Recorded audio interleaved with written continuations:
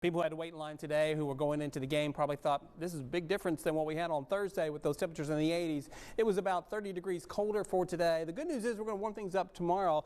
Nice, gorgeous evening out there right now. You can still see twilight out there as we see across the city, but we'll be watching for temperatures tonight drop all the way down into the 30s and the upper 20s as we head into the overnight for tonight. So it's going to be another cold night out there as you head out there. I think this may be one of the last nights we have freezing temperatures across Maryland for the next several weeks to come, and that'll push us all the way into mid-spring. So we may be lucky. It might be our last one. Outside right now we have high pressure down over southeastern Virginia. Will help all that air settle tonight, and so all that warmth we had today just evaporates back out into space, unfortunately, and we lose all that warmth. And that means we're going to be chilly into the overnight for tonight. Into the 30s for the most part, upper 20s, Bel Air, 29 degrees, 29 also as you head over towards College Park.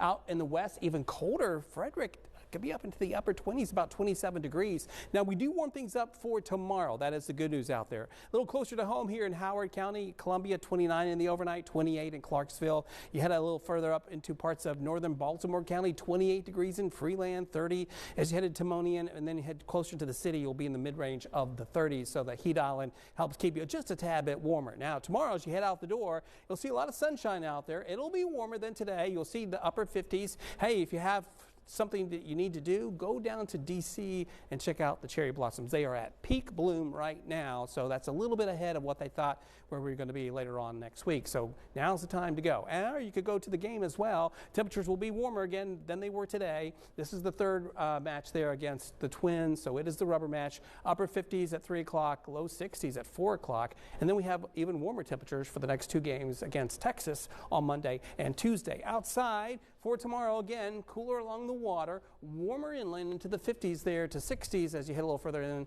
Hagerstown at 63, and then of course over towards the mountains they'll be in the upper range of the 50s. Your Maryland cast will be cold along the water, so eastern shore along the bay, the beaches there along the Atlantic in the 50s, but further inland you'll be in the 60s again with all that sunshine into the afternoon. So it'll be a better day for you. And then the next 6 to 10 days, this is why I think we may have our last frost, because the outlook shows us getting nice and warm next 6 to 10 days after we get a little cool towards the end of this week.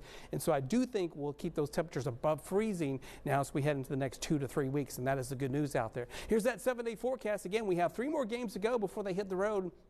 And it looks really good. Tuesday is going to be the winner. We're going to be out there for the temperatures topping out in the low range of the 80s. And then we see some rain, some showers, and maybe a thunderstorm for Wednesday. So only the first part of the day looks pretty decent. And then you'll see those colder temperatures, or at least cooler than what we should experience for this time of the year.